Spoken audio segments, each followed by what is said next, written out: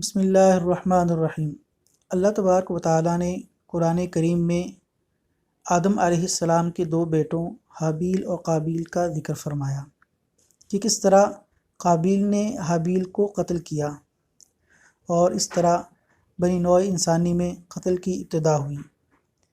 اس واقعہ کی تفصیل کچھ اس طرح سے ہے کہ جب آدم علیہ السلام کی اولاد میں سلسلہ پیدائش شروع ہوا تو آدم علیہ السلام کے دو بیٹے، ایک کا نام حابیل اور دوسرے کا نام قابیل تھا۔ اصول کے مطابق قابیل کی شادی حابیل کی بہن سے ہونا تھی اور حابیل کی شادی قابیل کی بہن سے، لیکن قابیل نے ایسا کرنے سے انکار کر دیا۔ تو حابیل نے سمجھایا کہ تم ایسا نہ کرو کیونکہ یہ حکم الہی کی خلاف ورزی ہے، لیکن قابیل نہ مانا۔ پھر حکم ہوا کہ تم دونوں اللہ تعالیٰ کے حضور اپنی قربانیاں پیش کرو، تو جس کی قربانی قبول ہوگی وہ حق پر ہوگا، اور جس کی قربانی قبول نہیں ہوگی اس کا مطلب یہ ہے کہ وہ حق پر نہیں ہوگا۔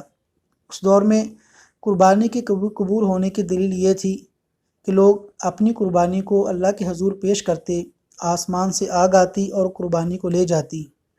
اس طرح آدم علیہ السلام کے دونوں بیٹوں نے اپنی اپنی قربانی کو اللہ کے حضور پیش کیا۔ آسمان سے آگ آئی تو وہ حابیل کی قربانی کو لے گئی، قابیل کی قربانی وہیں پڑی رہی۔ اس کا مطلب یہ کہ وہ قبول نہیں ہوئی۔ وہ غضبناک ہوا اور حابیل کو کہنے لگا کہ میں تجھے قتل کر دوں گا۔ تو حابیل نے کہا کہ انما یتقبل اللہ من المتقین، کہ اللہ تعالیٰ تو متقین اور پرہیزگاروں کی قربانی کو قبول کرتے ہیں۔ اگر تم قتل کرنے کے لیے میری طرف اپنا ہاتھ بڑھاؤ گے تو میں ایسا نہیں کروں گا، کیونکہ میں اللہ رب العالمین سے ڈرتا ہوں، اور اگر تم یہ کام کرو گے تو اپنے اور میرے گناہ کے ساتھ جاؤ گے اور آخرت میں تمہارا ٹھکانہ جہنم ہوگا۔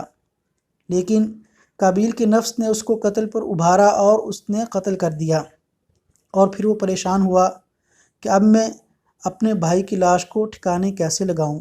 تو اللہ تبارک و تعالیٰ نے کوا بھیجا، اس نے زمین کو کریدا، مٹی نکالی اور مردہ کوے کو وہاں پہ ڈالا اور اس کے اوپر مٹی ڈال دی۔